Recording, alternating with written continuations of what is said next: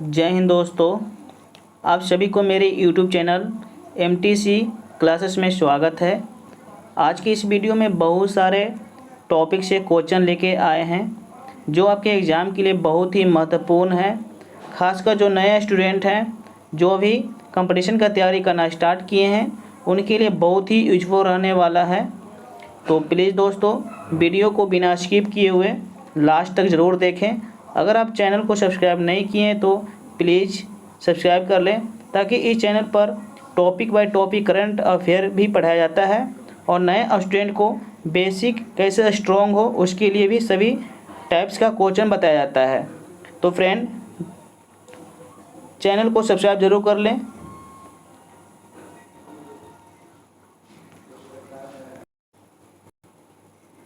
तो फ्रेंड्स हम लोग क्वेश्चन की ओर चलते हैं। मेरा पहला क्वेश्चन है, लक्षद्वीप समूह के द्वीपों की उत्पत्ति निम्नलिखित में से किस प्रकार हुई है।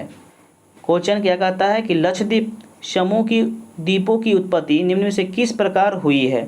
ठीक है, तो ये किस प्रकार से हुई है, तो ये प्रवाल उत्पत्ति से हुई है।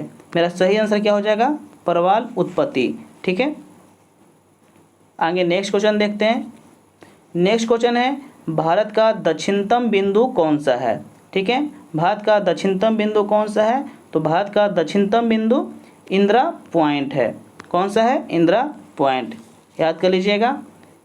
आगे नेक्स्ट क्वेश्चन देखते हैं।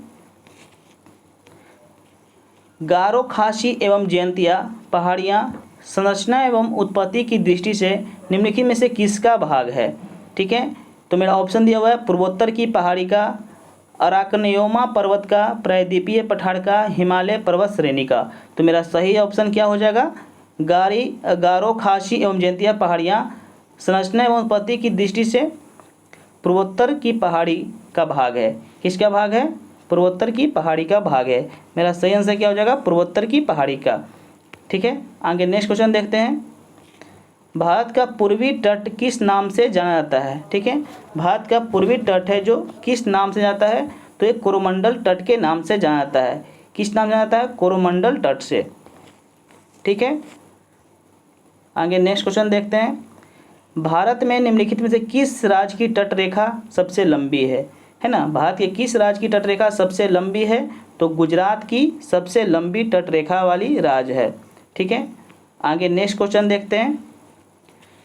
नेक्स्ट क्वेश्चन है, भारत के कुल क्षेत्रफल का कितना प्रतिशत भाग पर्वतीय क्षेत्र यानी समुद्र तट से 2135 मीटर अधिक ऊंचाई के अंतर्गत आता है। तो इसका सही ऑप्शन क्या हो जाएगा, 10.7%। क्या हो जाएगा, 10.7%। आगे नेक्स्ट क्वेश्चन देखते हैं। कर्क रेखा भारत के कितने राज्यों से होकर गुजरती है। बहुत ही आसान क्वेश्चन है। कर्क रेखा भारत के कितने राज्यों से होकर गुजरती है, तो कर्क रेखा है जो भारत के 8 राज्यों से होकर गुजरती है। भारत के 8 राज्यों से होकर गुजरती है। आगे नेक्स्ट क्वेश्चन देखते हैं। निम्नलिखित में भारतीय राज्यों में से किससे होकर कर्क रेखा नहीं गुजरती है ना। कहता है भारत के किस राज्य से होकर कर्क रेखा नहीं गुजरती है। सॉरी, यहाँ पे लिखा हुआ है कर्क रेखा गुजरती है, तो झारखंड से होकर गुजरती है। सही ऑप्शन क्या हो जाएगा, झारखंड। आगे नेक्स्ट क्वेश्चन देखते हैं।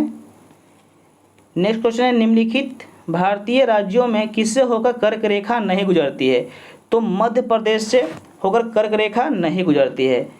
मेरा क्या ऑप्शन हो जाएगा, मध्य प्रदेश। आगे नेक्स्ट क्वेश्चन देखते हैं। भारत की तट रेखा की लंबाई कितनी है। भारत की तट रेखा की लंबाई है 6100 किलोमीटर। मेरा सही ऑप्शन क्या हो जाएगा, 6100 किलोमीटर।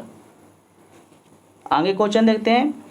किस भारतीय राज्य की सीमा सर्वाधिक राज्यों की सीमा को स्पर्श करती है, तो उत्तर प्रदेश जो राज्य है जो सबसे अधिक राज्यों की सीमा से टच करती है। आगे नेक्स्ट क्वेश्चन देखते हैं। भारत की पूर्व से पश्चिम तक की लंबाई कितनी है। भारत की पूर्व से पश्चिम तक की लंबाई कितनी है, तो पूर्व से पश्चिम तक की लंबाई है जो 2933 किलोमीटर है। कितना है, 2933 किलोमीटर है। आगे नेक्स्ट क्वेश्चन देखते हैं। भारत का क्षेत्रफल विश्व के कुल भौगोलिक क्षेत्रफल का कितना प्रतिशत है। भारत का क्षेत्रफल विश्व के कुल भौगोलिक क्षेत्रफल का कितना प्रतिशत है, तो 2.4% है। कितना है, 2.4% है। आगे नेक्स्ट क्वेश्चन देखते हैं, इंदिरा पॉइंट का अन्य नाम क्या है। ठीक है, इंदिरा पॉइंट का अन्य नाम क्या है। तो इंदिरा पॉइंट को हम लोग पार्सन पॉइंट भी कहते हैं। क्या बोलते हैं इंदिरा पॉइंट को? इंदिरा पॉइंट को क्या बोलते हैं हम लोग? पार्सन पॉइंट भी बोलते हैं। ठीक है, और लॉ ही चिंग भी बोलते हैं और पिग्मेलियन पॉइंट भी बोलते हैं, यानी कि इनमें से सभी हो जाएगा। ठीक है, आगे नेक्स्ट क्वेश्चन देखते हैं, कौन सी अक्षांश रेखा भारत के मध्य से होकर गुजरती है। कौन सी अक्षांश रेखा भारत के मध्य से होकर गुजरती है। तो कौन सी वो रेखा है? कर्क रेखा। कौन सी हो जाएगी? कर्क रेखा। ठीक है, आगे नेक्स्ट क्वेश्चन देखते हैं, निम्नलिखित में से किस राज्य से होकर कर्क रेखा नहीं गुजरती है। ऑप्शन दिया हुआ है पश्चिम बंगाल, उड़ीसा, गुजरात और राजस्थान। तो उड़ीसा से होकर कर्क रेखा नहीं गुजरती है। मेरा सही आंसर क्या हो जाएगा? उड़ीसा। आगे नेक्स्ट क्वेश्चन देखते हैं, संपूर्ण भारत के कितने प्रतिशत भूभाग पर पर्वत और पहाड़ियों का विस्तार पाया जाता है। ठीक है, कहता है क्वेश्चन कि संपूर्ण भारत के कितने प्रतिशत भूभाग पर पर्वत और पहाड़ियों का विस्तार पाया जाता है। तो 29.3%। 29.3% पर है ना, भूभाग पर पर्वत और पहाड़ियों का विस्तार पाया जाता है। आगे क्वेश्चन देखते हैं, निम्नलिखित में से कौन सा तट पश्चिमी तट का भाग नहीं है। कहता है निम्नलिखित में से कौन सा तट है जो पश्चिमी तट का भाग नहीं है। तो कोरोमंडल तट है जो पश्चिमी तट का भाग नहीं है। आगे क्वेश्चन देखते हैं, निम्नलिखित में से कौन सा कथन असत्य है। कहता है निम्न से कौन सा कथन है जो असत्य यानी कि गलत है। तो इसमें भारत के क्षेत्रफल का 48% भाग मैदानी है। ए ऑप्शन क्या है? गलत है। आगे नेक्स्ट क्वेश्चन देखते हैं, कोंकण तट कहाँ से कहाँ तक विस्तृत है ना। कोंकण तट है जो कहाँ से कहाँ तक फैला हुआ है। तो गोवा से लेके दमन तक। मेरा सही ऑप्शन क्या हो जाएगा? गोवा से दमन। आगे नेक्स्ट क्वेश्चन देखते हैं, नेक्स्ट क्या है टॉपिक? प्रमुख व्यक्तियों के लोकप्रिय उपनाम। ठीक है, देखते हैं, राष्ट्रपिता या बापू किनको कहा जाता है? महात्मा गांधी को कहा जाता है। ठीक है, और सीमांत गांधी, सीमांत गांधी किनको कहा जाता है? खान अब्दुल गफ्फार खान को कहा जाता है। ठीक है, वयोवृद्ध पुरुष किनको कहा जाता है? दादा भाई नौरोजी को कहा जाता है। ठीक है, एक बार और देख लेते हैं, राष्ट्रपिता यानी और या बापू किनको कहा जाता है? महात्मा गांधी को कहा जाता है। सीमांत गांधी किनको कहा जाता है? खान अब्दुल गफ्फार खान को कहा जाता है। वयोवृद्ध पुरुष किनको कहा जाता है? दादा भाई नौरोजी को कहा जाता है। आगे देखते हैं, लौह पुरुष या भारत का बिस्मार्क या सरदार किनका उपनाम है। ठीक है, तो वल्लभ भाई पटेल हैं, इन्हीं का उपनाम है लौह पुरुष, भारत का बिस्मार्क और सरदार। आगे देखते हैं, शांति पुरुष किनका उपनाम है। तो लाल बहादुर शास्त्री का उपनाम क्या है? शांति पुरुष। ठीक है, पंजाब केसरी किनका उपनाम है? लाला लाजपत राय का। ठीक है, आगे देखते हैं, बंगाल केसरी, बंगाल केसरी जो आशुतोष मुखर्जी का उपनाम है। आगे देखते हैं, आगे है आंध्र केसरी। आंध्र केसरी किनको बोलते हैं? टी प्रकाशम को बोलते हैं। किनको बोलते हैं? टी प्रकाशम को बोलते हैं। शेर ए कश्मीर किनको बोलते हैं? शेख मोहम्मद अब्दुल्ला को बोलते हैं। बंग बंधु किनको बोलते हैं? शेख मुजीबुर रहमान को बोलते हैं। देश बंधु किनको कहा जाता है? चित्तरंजन दास को, है ना। चित्तरंजन दास का उपनाम क्या है? देश बंधु। और दीन बंधु कहा जाता है CF एंड्रूज को। किनको? दीन बंधु कहता है CF एंड्रूज को बोलता है। और लोकमान्य किनका उपनाम है? जयप्रकाश नारायण का। जननायक किनको कहा जाता है? कर्पूरी ठाकुर का। ठीक है, राजश्री किनका उपनाम है? पुरुषोत्तम दास टंडन का। आगे देखते हैं, गुरुजी, गुरुजी किनका उपनाम है? ठीक है, MS गोलवलकर का नाम है गुरुजी। राजा जी किनका उपनाम है? चक्रवर्ती राजगोपालचारी का। ठीक है, आगे देखते हैं, स्पैरो किनका उपनाम है? मेजर जनरल राजेंद्र सिंह का उपनाम क्या है? स्पैरो। ठीक है, महामना, महामना किनका उपनाम है? पंडित मदन मोहन मालवीय का। ठीक है, आगे देखते हैं, अंकल हो, अंकल हो किनका उपनाम है? होची मिन का। किनका नाम है? होची मिन का। ठीक है, सुपर कैट, सुपर कैट किनका उपनाम है? क्लाइव लॉयड का, किनका? क्लाइव लॉयड का, ठीक है, सुपर कैट।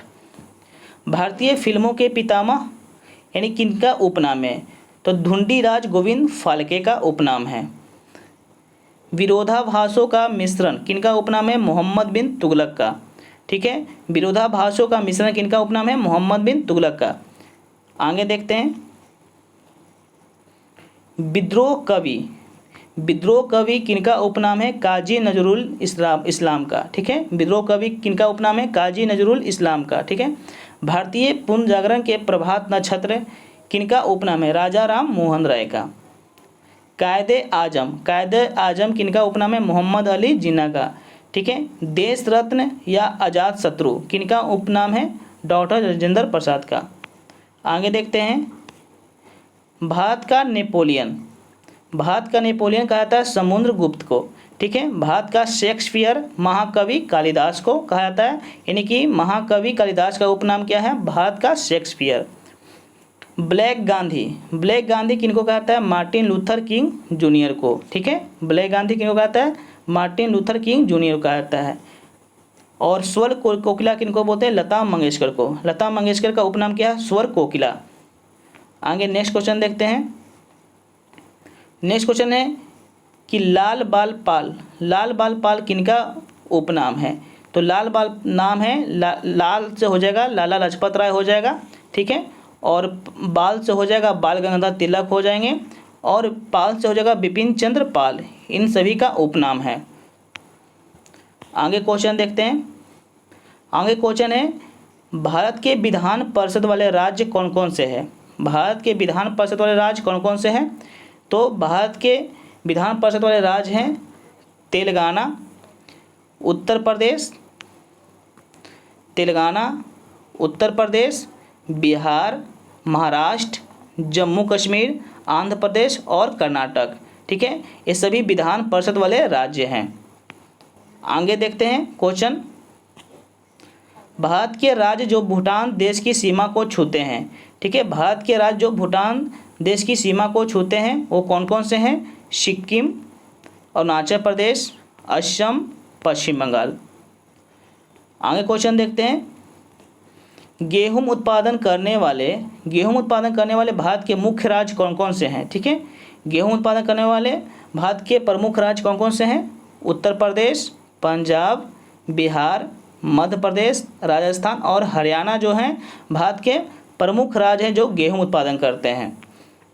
आगे क्वेश्चन देखते हैं, संयुक्त राष्ट्र संघ के 5 अस्थायी सदस्य कौन कौन से हैं?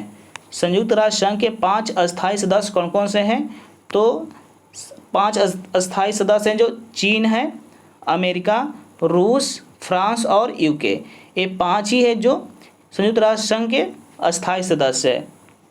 आगे क्वेश्चन देखते हैं, पाकिस्तान से सटे भारत के राज्य कौन कौन से हैं? पाकिस्तान से सटे भारत के राज्य कौन कौन से हैं? पंजाब हो जाएगा, गुजरात, राजस्थान, ठीक है, गुजरात हो जाएगा, राजस्थान और जम्मू कश्मीर। ये सभी हैं क्या है? भारत के राज्य हैं जो पाकिस्तान से सटे हुए हैं। आगे क्वेश्चन देखते हैं। आगे क्वेश्चन क्या है कि आम का वैज्ञानिक नाम क्या है? आम का वैज्ञानिक नाम है मैग्नीफेरा इंडिका, ठीक है। संतरा का वैज्ञानिक नाम क्या है? Citrus sinensis. संतरा का वैज्ञानिक नाम क्या है? Citrus sinensis. आगे देखते हैं, पपीते का वैज्ञानिक नाम क्या है? पपीता के वैज्ञानिक नाम है कैरिका पपाया, ठीक है। नारियल का वैज्ञानिक नाम क्या है? Cocos nucifera. नारियल का वैज्ञानिक नाम क्या है? Cocos nucifera. आगे क्वेश्चन देखते हैं, केला का वैज्ञानिक नाम क्या है? केला का वैज्ञानिक नाम है मूसा पेराडिसिएका, ठीक है, मूसा पेराडिसिएका। अनानास का वैज्ञानिक नाम क्या है?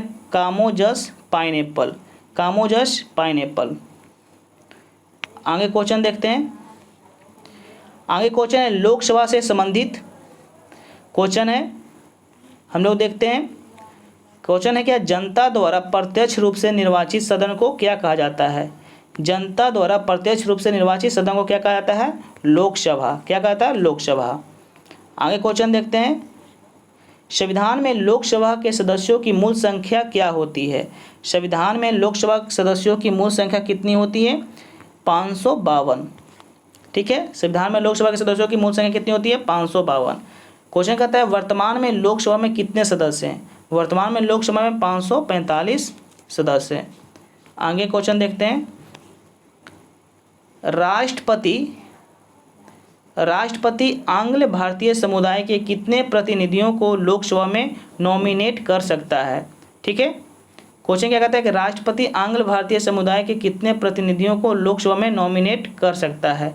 तो इसका सही ऑप्शन आंसर क्या हो जाएगा? 2 के नॉमिनेट कर सकता है। अगला क्वेश्चन है लोकसभा में किस आधार पर सीटें बांटी जाती है? लोकसभा में जनसंख्या के आधार पर सीटें बांटी जाती है। आगे क्वेश्चन देखते हैं। आगे क्वेश्चन है कि वर्तमान लोकसभा में प्रत्येक राज्य के लिए स्थानों को किस आधार पर आवंटन किया जाता है? वर्तमान लोकसभा में प्रत्येक राज्य के लिए स्थानों को किस आधार पर आवंटन किया जाता है? तो इसका सही आंसर क्या हो जाएगा? 1971 के जनगणना के आधार पर आवंटन किया जाता है। ठीक है, अगला क्वेश्चन क्या है? कौन से लोकसभा के चुनाव 4 चरण में हुए हैं? ठीक है, तो 14वीं जो लोकसभा का चुनाव हुआ था जो 4 चरण में संपन्न हुआ था। ठीक है, आगे क्वेश्चन देखते हैं। आगे क्वेश्चन है लोकसभा का सदस्य बनने के लिए न्यूनतम उम्र कितनी होनी चाहिए? लोकसभा की सदस्य बनने के लिए न्यूनतम उम्र कितनी होनी चाहिए? 25 साल होना चाहिए लोकसभा के सदस्य बनने के लिए। ठीक है, न्यूनतम उम्र। और अगला क्वेश्चन क्या चाहिए? कौन से राज्य सबसे ज़्यादा प्रतिनिधि लोकसभा में भेजता है? क्वेश्चन क्या है? कौन से राज्य सबसे ज़्यादा प्रतिनिधि लोकसभा में भेजता है? तो कौन सा राज्य है? उत्तर प्रदेश है। ठीक है, जो सबसे ज़्यादा लोकसभा में अपना प्रतिनिधि भेजता है। आगे क्वेश्चन देखते हैं। उत्तर प्रदेश के बाद सबसे अधिक संसदीय क्षेत्र कौन सा है? सबसे ज़्यादा संसदीय क्षेत्र वाला राज्य कौन सा है? उत्तर प्रदेश है। और उत्तर प्रदेश के बाद सबसे अधिक संसदीय क्षेत्र किसका है? तो महाराष्ट्र का है। किसका है? महाराष्ट्र का। अगला क्वेश्चन है किस राज्य में लोकसभा सदस्यों की संख्या सबसे कम है? ठीक है, तो नागालैंड, सिक्किम और मिजोरम है जो हाँ लोकसभा सदस्यों की संख्या कम है। ठीक है, अगला क्वेश्चन है कि लोकसभा के नेता कौन होता है? लोकसभा के नेता कौन होते हैं? प्रधानमंत्री। लोकसभा के नेता कौन होते हैं? प्रधानमंत्री होते हैं। ठीक है, सभी क्वेश्चन आपके लिए बहुत ही इंपॉर्टेंट होने वाला है, इसलिए वीडियो को लास्ट तक जरूर देखें। आगे क्वेश्चन क्या कहता है कि भूतपूर्व सांसद सदस्यों के पेंशन व्यवस्था कब लागू की गई थी? ठीक है, भूतपूर्व सांसद सदस्यों के पेंशन की व्यवस्था कब लागू की थी? तो 1971 ईस्वी में लागू की थी। 1971 ईस्वी से लागू किया गया है। ठीक है, अगला क्वेश्चन है कि लोकसभा में कम से कम कितने सत्र जरूरी होते हैं? है ना, लोकसभा में कितने सत्र जरूरी होते हैं? तो साल में 2 बार होना जरूरी है। ठीक है, आगे क्वेश्चन देखते हैं। लोकसभा को कौन भंग कर सकता है? तो लोकसभा को कौन भंग कर सकता है? तो लोकसभा को राष्ट्रपति एवं प्रधानमंत्री के सलाह पर भंग किया जा सकता है। ठीक है, राष्ट्रपति एवं प्रधानमंत्री के सलाह पर लोकसभा को भंग किया जा सकता है। आगे क्वेश्चन है क्या? वित्तीय बिल कहाँ पास की जाती है? तो वित्तीय बिल है जो लोकसभा में पास की जाती है। आगे क्वेश्चन है अविश्वास प्रस्ताव किस सदन में लाया जाता है? अविश्वास प्रस्ताव है जो लोकसभा में लाया जाता है, लोकसभा में पारित किया जाता है अविश्वास प्रस्ताव। बजट किसके द्वारा पास किया जाता है? बजट है जो लोकसभा के द्वारा पास किया जाता है। मेरा सही आंसर क्या हो जाएगा? लोकसभा। आगे क्वेश्चन देखते हैं। लोकसभा के सदस्यों की नियोक्ता से संबंधित प्रश्नों का निर्णय किसके द्वारा किया जाता है? क्वेश्चन कहता है कि लोकसभा के सदस्यों की नियोक्ता से संबंधित प्रश्नों का निर्णय किसके द्वारा किया जाता है? तो लोकसभा अध्यक्ष के द्वारा किया जाता है। किन के द्वारा किया जाता है? लोकसभा अध्यक्ष के द्वारा किया जाता है। ठीक है, आगे क्वेश्चन है अस्थायी लोकसभा अध्यक्ष को क्या कहा जाता है? अस्थायी लोकसभा अध्यक्ष को प्रोटेम स्पीकर कहा जाता है। क्या कहता है? प्रोटेम स्पीकर कहा जाता है।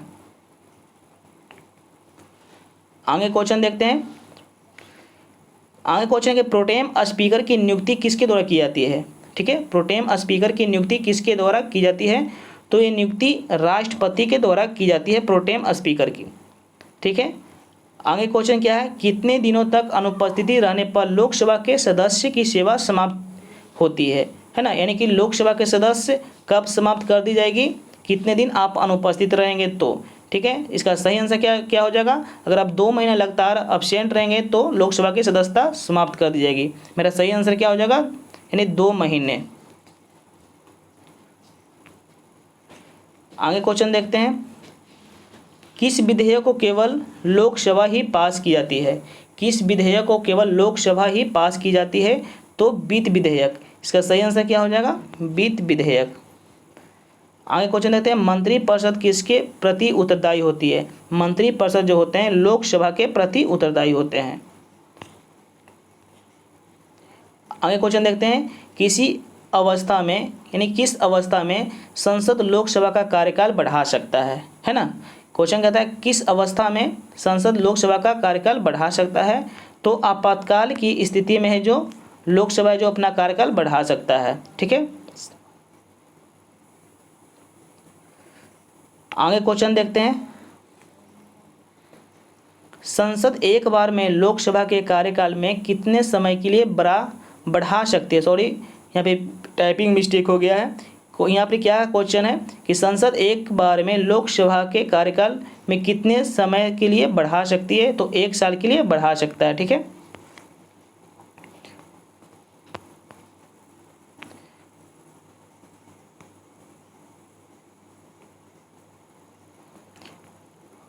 आगे क्वेश्चन देखते हैं, किस साल लोकसभा का कार्यकाल एक एक करके 2 बार बढ़ाया गया, किस साल लोकसभा का कार्यकाल एक एक करके 2 बार बढ़ाया गया, तो इसका सही आंसर क्या हो जाएगा, 1971, ठीक है। आगे नेक्स्ट क्वेश्चन देखते हैं, राजनीति शताब्दी में शून्यकाल का अर्थ क्या होता है, राजनीति शताब्दी में शून्यकाल का अर्थ क्या होता है, प्रश्नोत्तर सत्र, क्या बोलते हैं, प्रश्नोत्तर सत्र बोलते हैं। आगे नेक्स्ट टॉपिक देखते हैं, भारत के प्रमुख झील के बारे में, ठीक है।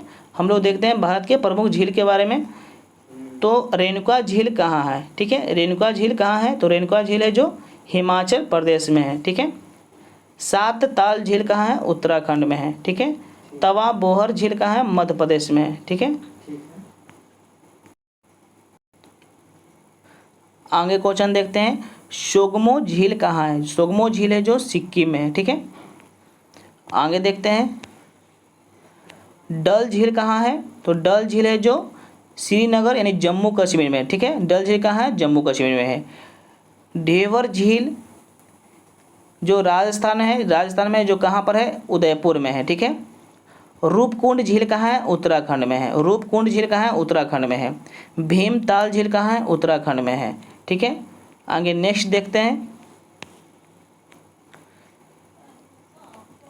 देखते हैं, चिवड़ाबंकम झील कहाँ है, तमिलनाडु में है, ठीक है। चुल्हामू झील कहाँ है, सिक्किम में है। संस्थम कोटा झील कहाँ है, केरल में है, ठीक है। बुल्लर झील कहाँ है, जम्मू एवं कश्मीर में है, ठीक है। आगे देखते हैं, सांभर झील कहाँ में स्थित है, राजस्थान में, ठीक है। लोकटल झील कहाँ है, मणिपुर में है। कोलेरू झील कहाँ है, आंध्र प्रदेश में है। लोनार झील कहाँ है, महाराष्ट्र में है, ठीक है। और आगे देखते हैं, सुरताल झील है जो हिमाचल प्रदेश में है, ठीक है। अष्टमुंडी झील कहाँ में है, केरल में पड़ता है, ठीक है। चिल्का झील कहाँ है, उड़ीसा में पड़ता है। पुलिकट झील कहाँ पड़ता है, आंध्र प्रदेश एवं तमिलनाडु की सीमा में पड़ता है, पुलिकट झील। आगे देखते हैं, वेम्बनाड झील कहाँ है, वेम्बनाड झील है जो केरल में पड़ता है, ठीक है। पंचभद्रा झील कहाँ पड़ता है, राजस्थान में पड़ता है। उपवन झील कहाँ पड़ता है, महाराष्ट्र में, ठीक है। उपवन झील कहाँ है, महाराष्ट्र में। देवताल झील कहाँ है, गढ़वाल हिमालय में पड़ता है, देवताल झील, ठीक है। अगला टॉपिक देखते हैं हम लोग, प्रमुख संगठन एवं उनके मुख्यालय। अगला टॉपिक क्या है, प्रमुख संगठन एवं उनके मुख्यालय, ठीक है। गैट का मुख्यालय कहाँ है, ठीक है, गैट का मुख्यालय कहाँ है, गैट का मुख्यालय जिनेवा में है, ठीक है, जिसकी स्थापना कब हुआ था, 1947 में हुआ था। आगे क्वेश्चन देते हैं, G8 देशों की स्थापना कब हुई थी, G8 देशों की स्थापना हुई थी 1975 में हुई थी। G8 देशों की स्थापना कब हुई थी, 1975 में हुई थी, ठीक है। अंकटॉड का मुख्यालय कहाँ है, अंकटॉड का मुख्यालय कहाँ है, जिनेवा। इसकी स्थापना 1964 में हुआ था। ठीक है, अंकटॉट की मुख्यालय कहाँ है? जिनेवा है। ठीक है, इसकी स्थापना 1964 में हुआ था। अगला क्वेश्चन देखते हैं, विश्व बैंक का मुख्यालय कहाँ है? विश्व बैंक का मुख्यालय कहाँ है? वाशिंगटन में पड़ता है इसका मुख्यालय है, और इसकी स्थापना 1945 में हुआ था। ठीक है, विश्व बैंक का मुख्यालय कहाँ है? वाशिंगटन में, और इसकी स्थापना कब हुआ था? 1945 में हुआ था। ठीक है, अगला क्वेश्चन है, खाद्य एवं कृषि संगठन, खाद्य एवं कृषि संगठन यानी कि FAO कहाँ इसका मुख्यालय है? ठीक है, तो इसका मुख्यालय कहाँ है? रोम में है, और इसकी स्थापना कब हुआ था? 1945 में हुआ था। आगे क्वेश्चन देखते हैं, विश्व स्वास्थ्य संगठन WHO का मुख्यालय कहाँ है? इसका मुख्यालय है जिनेवा। WHO का मुख्यालय कहाँ है? जिनेवा में पड़ता है, और इसकी स्थापना हुआ था 1948 में हुआ था। अगला क्वेश्चन है, रेड क्रॉस का मुख्यालय कहाँ है? रेड क्रॉस का मुख्यालय है जिनेवा, और इसकी स्थापना हुआ था 1863 ईस्वी में हुआ था। अगला क्वेश्चन है, G15 देशों का मुख्यालय कहाँ है? G15 देशों का मुख्यालय है जो जिनेवा में पड़ता है, और इसकी स्थापना 1989 में हुआ था। ठीक है, अगला क्वेश्चन क्या है, विश्व व्यापार संगठन, विश्व व्यापार संगठन WTO का मुख्यालय कहाँ है? विश्व व्यापार संगठन WTO का मुख्यालय कहाँ है? जिनेवा, और इसकी स्थापना कब हुआ था? 1995 में हुआ था। ठीक है, विश्व व्यापार संगठन। अगला क्वेश्चन देखते हैं, नाटो देशों का मुख्यालय कहाँ है? नाटो देशों का मुख्यालय कहाँ है? ब्रुसेल्स में पड़ता है। ठीक है, अगला क्वेश्चन देखते हैं, सार्क देशों का मुख्यालय कहाँ है? सार्क देशों का मुख्यालय कहाँ है? काठमांडू में, और इसकी स्थापना 1985 में हुआ था।